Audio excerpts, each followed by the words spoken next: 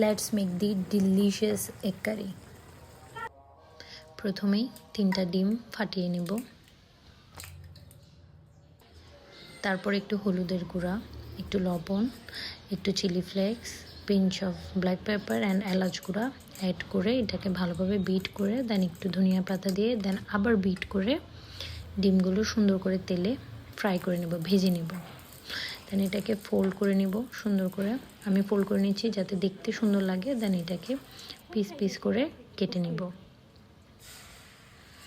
Then again বাকিটাও ভেজে ফেললাম। এবার সেম প্যানে 2টা এলাচ আর একটু তেজপাতা দিয়ে নিচ্ছি ফর ফ্লেভার। দেন আমি অ্যাডিং পেঁয়াজ কুচি।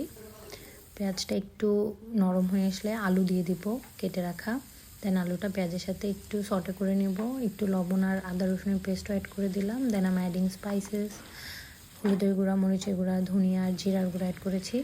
দেন একটু পানি অ্যাড করে মশলাটা ভালোভাবে কষিয়ে নেব।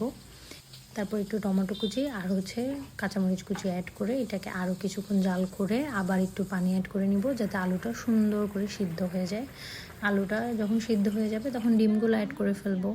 আমি এটাতে তেমন একটা ঝোল রাখবো না, সো সেই জন্য একটু গামা গামা করে রান্না করব, মানে ভুনা ভুনা করে। দেন এন্ডে ফ্লেভারের জন্য একটু ধনিয়া পাতা কুচি অ্যান্ড রেডি, একদম মজাদার অ্যান্ড সহজ এগ কারি।